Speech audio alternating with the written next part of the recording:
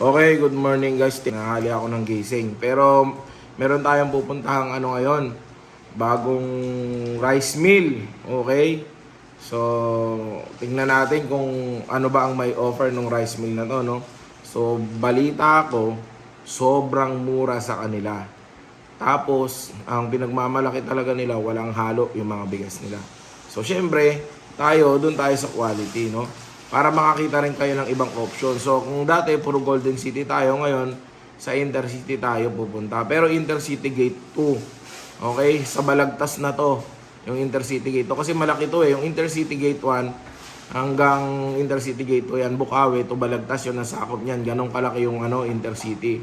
Okay? So, doon tayo pupunta ngayon. Ha? Sige, samahan nyo kami ha. Yan ang gagamitin namin ngayon papunta dun sa bagong rice mill. Kasi hahakot na rin kami ng konting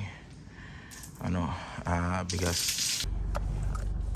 So guys, palis na kami. So nababad trip lang ako kasi supposedly dapat nandun na kami or nasa NLEX na kami.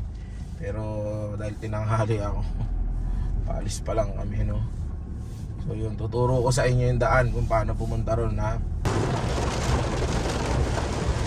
Okay, so papasok pa lang kami ng NLEX, no. So ang lakas ng ulan, hindi ko alam kung mararating natin yung rice mill na yun kasi balagtas yun, baka baha. Alam nyo naman ang Bulacan, baka no. Kasi kahit pick up kung dala natin, hindi ko i-risk kasi matataas ang baha ron, okay?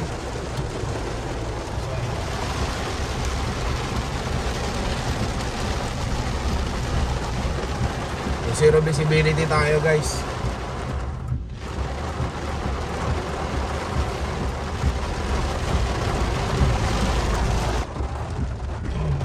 Ayan, pag nagmamadali ka nga naman, tingnan nyo, ayan, may nakaharang na truck sa NLEX. Diyos ko po, anong nangyari sa inyo? Tingnan natin kung, ayun, sa bagay, yung malaking truck nagkasya, nakakaya pag hindi ako nagkasya rito, no? Pero ayan, nakaharang siya, hindi ko alam kung ba't siya nakaharang dyan, pasaway. Ayan, okay. So as you can see guys, napakalakas ng ulan. So medyo babagal din tayo para sa safety na rin natin, no? Tsaka yan, kasabay natin mga truck. Pagka ganitong oras talaga, mga truck ang kasabay natin. So yun, ha. Ano na tayo, nasa loob na tayo ng NLEX. So pa northbound tayo guys. Tuturo ko sa inyo yung daan para kung sakaling magustuhan nyo doon bumili, makita nyo sa vlog, alam nyo na kung paano pumunta. Okay, so NLEX na tayo, northbound. Okay? So, eto, from NLEX, papasok tayo, mag-exit tayo mamaya sa Philippine Arena, no? Ipapakita ko sa inyo.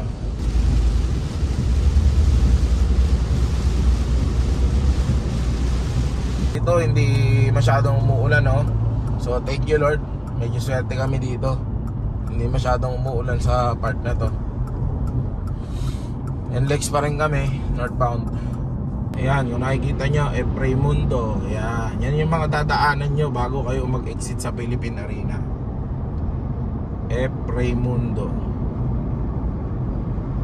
So kung napapansin nyo, nandito lang ako sa side ng mga truck, no? Kasi nasanay ako ganyan pag umaga. Hindi ako masyadong matulin talaga. Tsaka isa pa, mamaya pag may bitbit tayo, talagang dito lang tayo sa side ng truck kasi slow moving tayo tsaka mabigat. Okay, so ayan, approaching Marilao na tayo. Pagkatapos nito, ilang kilometro na lang, Philippine Arena exit na, okay? Ayan, so ayan, Marilao exit na. Next na ang Philippine Arena. Kaya pagka ganyan, dito na kayo, sumaid na kayo dito. Yan, para hindi na kayo abala mamaya. Pa-exit na yun mamaya eh. Kasi gagawin nyo lagi pagka mga 3 kilometers pababa na lang, dito na kayo sa side ng sa pinaka outermost lane ng ng NLEX. Okay? So ayan, medyo hindi lang kita dito guys. Kasi Philippine Arena, ayan, nasa signage. And Philippine Arena 1 kilometer kasi nakatago sa puno, hindi pa sila nag-trim, no? So malapit na tayo, konti na lang. So mukhang makakaabot naman ako sa time. Time check, 5:30. 5:30 na guys. So ito, papasok na tayo ng Philippine Arena guys. Ayan na. Ito na yung pinaka-shoulder niya. Pa-exit na tayo, ha? Pagka ganito, slow down na. Unang-una, hindi asphaltado itong daan na ito, kaya kakakaldag-kaldag tayo dyan. Slow down na tayo rito. Ay, papasok na ng Philippine Arena. Yan na, Santa Maria Philippine Arena exit. Okay. Ayan. Yan ang Philippine Sports Stadium. Yan ang Philippine Arena. Laki. Paikot to guys. Tapos mamaya doon, kasi lalabas din tayo ng MacArthur kasi nasa MacArthur. Kailangan natin dumaan ng MacArthur para pumasok ng ng Golden City tsaka Intercity, no? So eto, ayan, may RFID dito. Napakamahal ng dito. Napakamahal ng bayad dito, guys. Sobrang mahal ng bayad dito. Tingnan nyo. Napakamahal.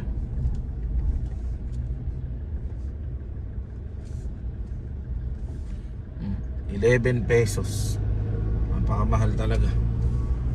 Ayan, so may roundabout dito. Maraming roundabout dito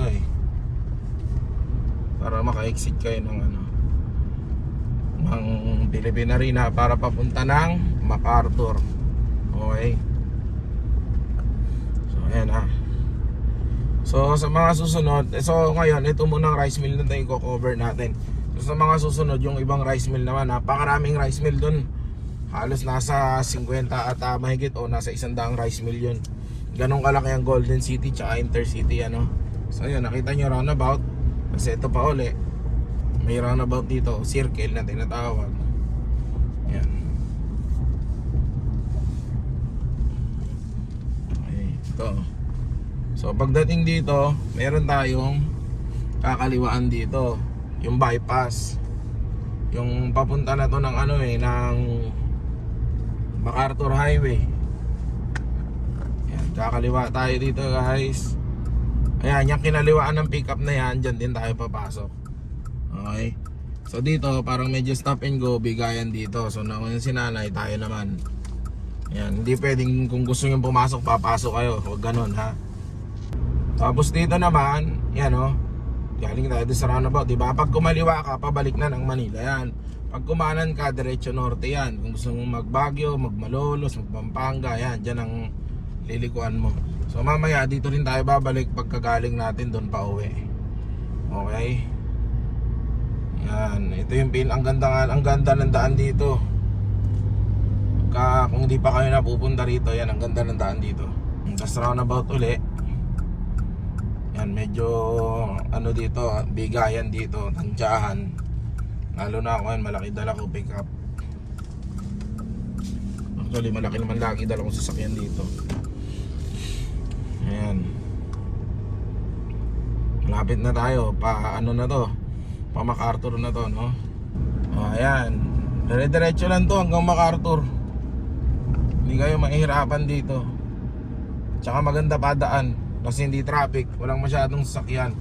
Yun nga lang, maraming motor dito tsaka tricycle, so ingat kayo, bigla-bigla na lang silang pumapasok o kaya Pero marespeto naman yung mga nagdadrive dito minsan tsaka motor. Kaso nga lang, di mo maiiwasan kasi may mga blind spot, may mga nakaharang na puno. Yan Tapos dito kayo pag padiretso, ito pakaliwa, ito padiretso lang. Kasi intersection yan Yan intersection yan. Merong mga galing sa kaliwa, galing sa kanan. Pero ito, para makapunta sa MacArthur, diretso tayo. Yan, diretso lang tayo. Yan, sinasabi ko, maraming tricycle, maraming motor. So ingat lang, ha, dahan-dahan lang. Lalo na kung 4 wheels kayo. Syempre tayo 4 wheels, hindi tayo masyadong delikado sa daan. Sila nakamotor sila, so medyo lang, mag-give way. Okay. O kaya tansyahin nyo na lang, hindi yung wala kayong pakialam sa ibang tao, diba? Yan, malapit na tayo sa MacArthur. Pasok na tayo dito. Okay. Ito, papasok tayo dito kasi yan yung way ng papuntang MacArthur. Ano, mas mabilis dito eh. Ayan. Pero huwag niyong gagayahin eh. Sanay na ako dito eh. Lokal na kami dito. Hindi kasi taga Bulacan din talaga ako guys. Valenzuela, tapos Bulacan yung father ko, Bulacan. So, ayan. Ayan yun ang gagayahin, medyo pasaway.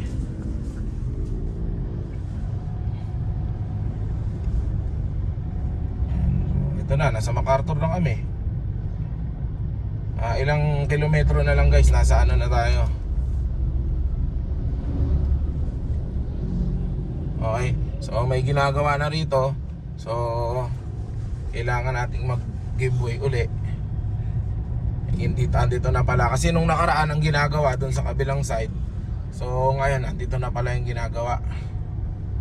So, giveaway lang guys ha, giveaway lang. Tamang giveaway lang. Ayan, so akit tayo dito sa ano na to, flyover na to. Ayan. Kasi pag sa baba kayo, nandun ang mga bus, mga ano, mata-traffic. Pero ngayon maga pa naman, hindi pa naman. Pero ito talaga yung best way papunta ron.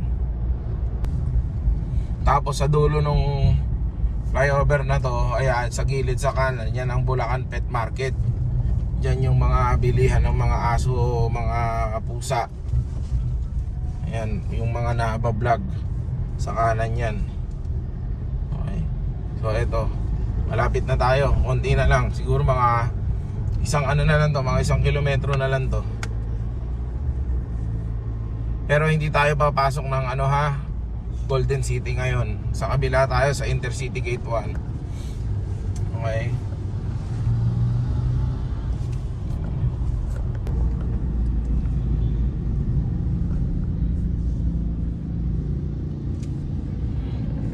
Kasi maraming motor dito na kung akala mo eh ano, truck sila, ganun sila magmaneho. So ingat na lang kayo ha. Kasi syempre sila, taga rito sila. Okay. So ito palatandaan ko, BPI. Malapit na to sa Golden City. So para makita nyo rin yung diferensya ng Golden City at Intercity, kung gaano lang kalayo. Yan, approaching na tayo yan. Oh. Ayan, tingnan mo sa kanan. Yan ang Golden City Business Park. Yan ang Golden City ha, Golden City Business Park. Ngayon, diretso lang kayo ng konti. Ito na, kakaliwa kayo sa Intercity. Okay, papasok na tayo ng Intercity guys.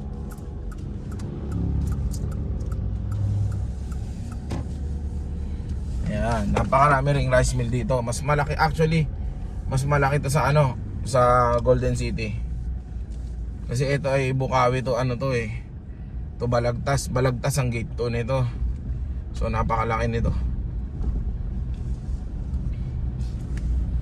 Ayan.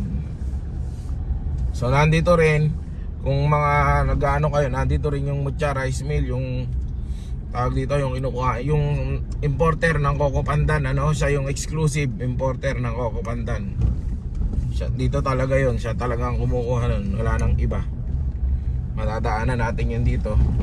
Yan, ang problema dito guys sa Intercity, dahil malalaking truck ang dumadaan, mag-iingat kayo kasi ang mga kalsada dito ay sobrang bako-bako. So inilawan tayo ng truck. Anong gagawin niya? Okay, mamaniobra siya. So pagka ganyan guys, pagbibigyan nyo ha, kasi di natin kaya yan, truck yan eh, malaki yan. Malaki yan, di natin kaya, di naman tayo ano, di naman tangke dala natin. Saka ingat kayo dito, minsan may mga bigla na lang gumagano ng motor o ano. Okay.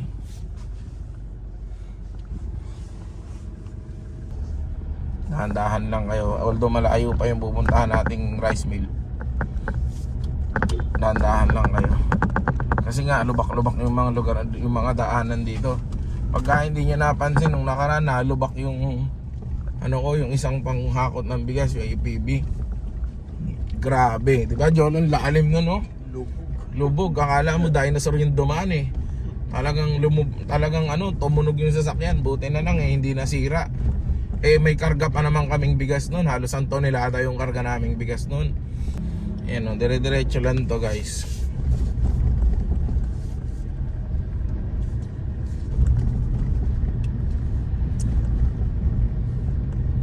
Dito ngayon, dito kakanan tayo. Yan, tulad yan, no? Ang lalaki ng lubak dyan, no? O, ayan, ang lalalim, oh. Up. Yo, dahan-dahan. So, ayun. Traffic pala. Iniwasan natin yung lubak. Yan.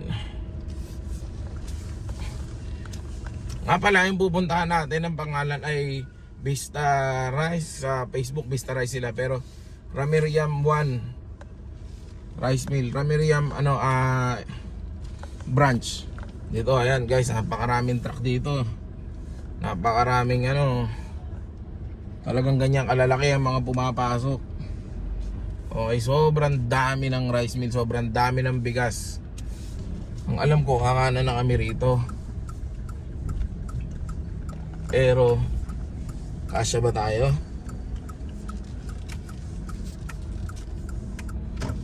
Ayan. Dahil buti na lang malaking dala natin si sakyan din. Dito tayo masyadong sa lubak, no? So San Pedro Rice Mill na to eh. Kaliwa ka ng kaliwa ang natin dito, papunta doon sa Ramiriam Rice Mill. So sana nakikita nyo yung daanan yung mga pinapasok ko diba? Puro truck, ang lalaki niya, no? Tapos kakaliwa tayo.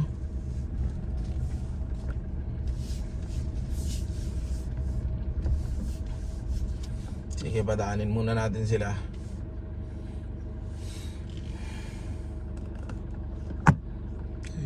Nasa ito guys alam ko balagtas na tong area na to eh. Kanina Bukawi, ito balagtas na to. Sa looban na tayo eh.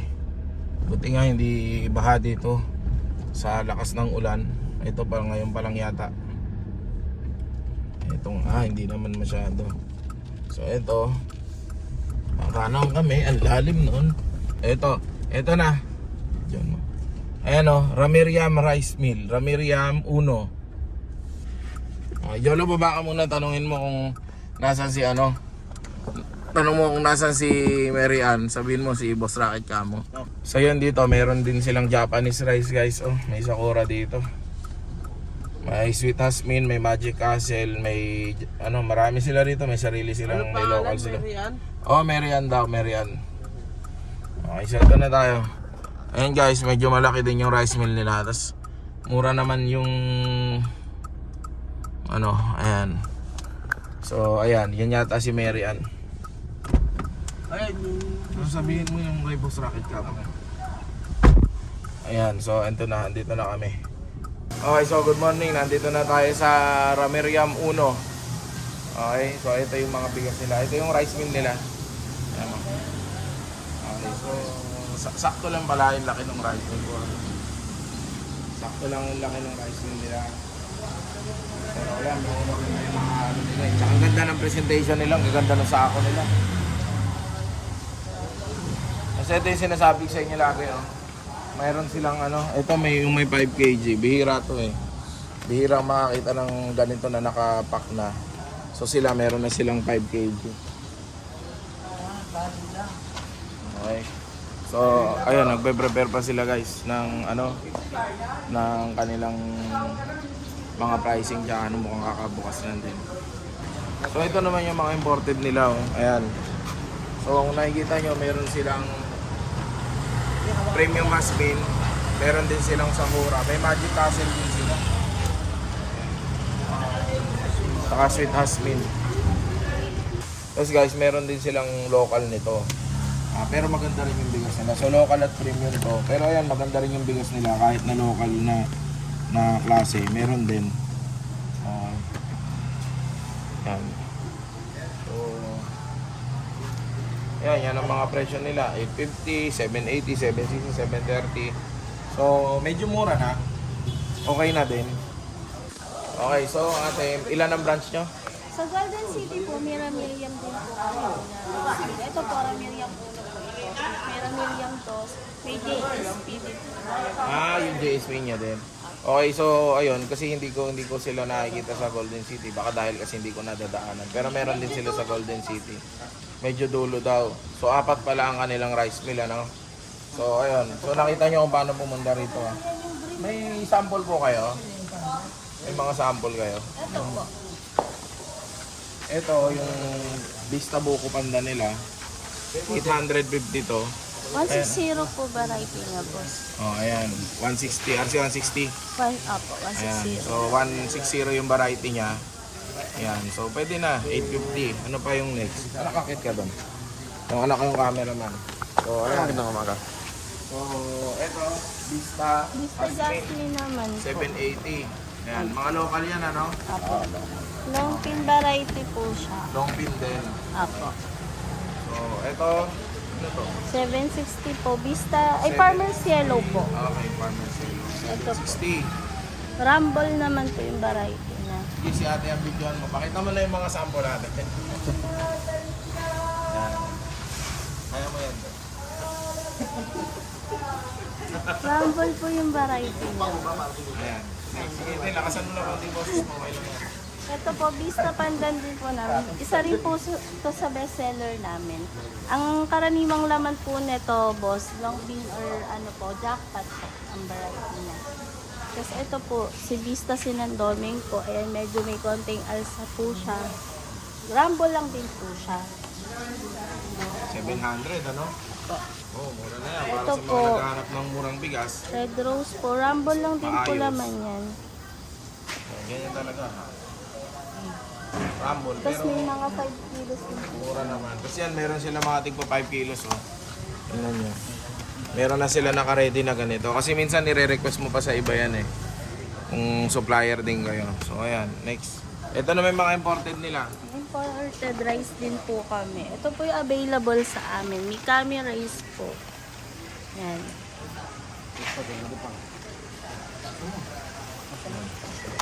Tapos ito po ang aming Sige na, pong video ka. Sige. malagkit na bigas. Crown po. Yan. Isa din po siya sa sikat sa rice mill. Ah, glutinous rice. Apo. Malagkit. Sa may pura malagkit rice sila. po. Yan, Japanese rice. Apo, inakinig ko nga po yan ng mga Chinese. Saka yung mga ano, may mga tawag dito, sushi, maki, mga Apo, Japanese mga restaurants po. Oh. Japanese. Sakto na kasi mga restaurant din kliyente ko. Yan ang ano nila. Magic Castle eh, lahat naman meron. Baba ng Magic Castle ngayon ah. Apo, bumaba po siya. Di ba mahal sa naman yan? Opo, maalsa po yan. Karaniwan pong ginagamit yung mga nagre-restaurant din. Oo, Mga tsaka paparisan. nagpapares, mga only rice po. Oo, ang ano yan, ang mahal sa... Baba pala ng ano ngayon, hindi kasi kumukuha ng Magic Castle ngayon eh. So ayun. So ayan guys, sa Miriam Rice Mill, nakita nyo kung paano pumunta. So siguro sa susunod, pupuntahan natin yung ibang rice mill nila. Okay? Ayun. Si ate. Yan ang hanapin nyo, si Mayan. Yan. Tapos yan, sila ang mga... Ayan. Shoutout daw kay Manong. Ayan, shoutout kay Manong. Sa amin pong pagdadro. At isa na to sila. Oh. Ayan yung ano. So, dyan tayo pupunta guys. Sila yung hanapin nyo kung gusto nyo bisitahin tong ano, Miriam Rice Mill. Okay? Bigas po. Videoan mo, nak. Pasukin mo yung rice mill. Ikotin natin.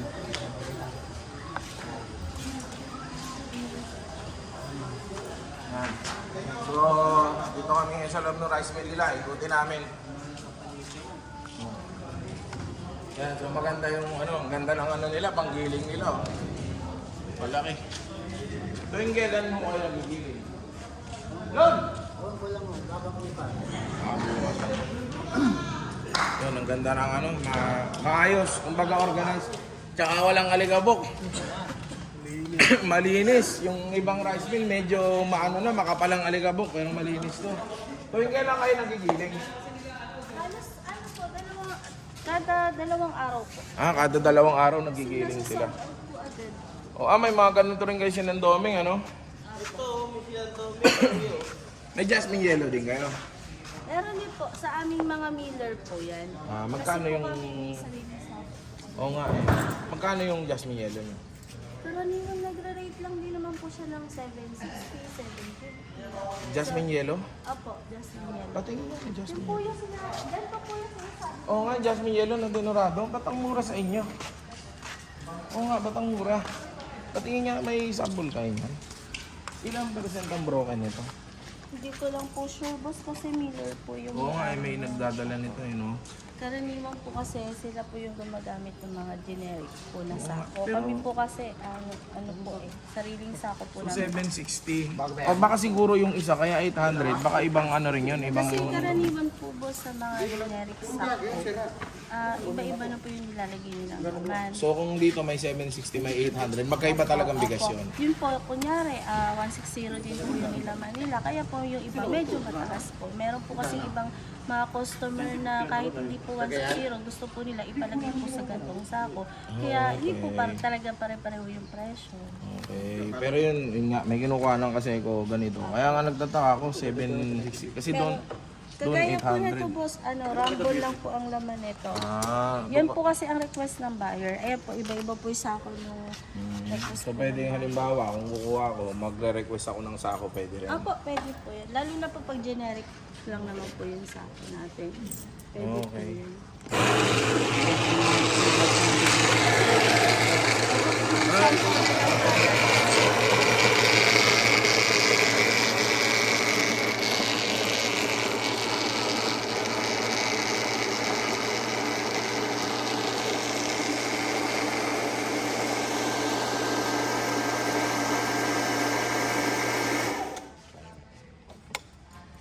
O, ayan. Ano yan, Deban? Para saan daw yan? Sample yan sa Yan po ay Ayan, o. Sample. anuhan po yan ng sampulan po yan ng palay kung maganda po yung tuyo ng palay. Kung Kung mag-okay. pasado po siya sa GL at saka po sa AC po. Okay. Ganun pala yan. Tara na. So, pang sample siya para okay kung okay siya or hindi, ano?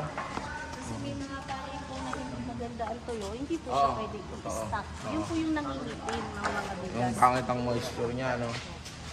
Tanong kasi kadalasan tanong ng mga tao, gaano raw ba katagal pwedeng storage ang bigas?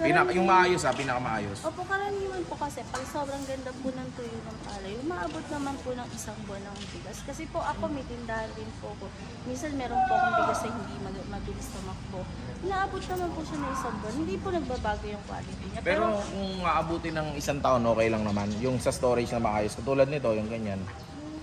Meron naman pong ganun. Kaya lang po, hindi na po siya kasing ganda nung unang So, bili. hindi na rin Nababago na po yung Okay, quality. so hindi na rin advisable na masyado ibenta. No? Opo. Pero yun nagiging laon yun, di ba? Nauna po ang tawag doon. So pang fried rice na rin yan. Opo, pamparisan na po yun. Ayan, ikutin pa natin, tanak. Ikutin pa natin yung ano nila. Sige, ano natin yan.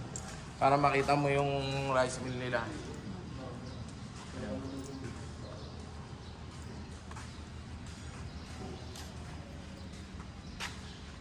Ayan, boss.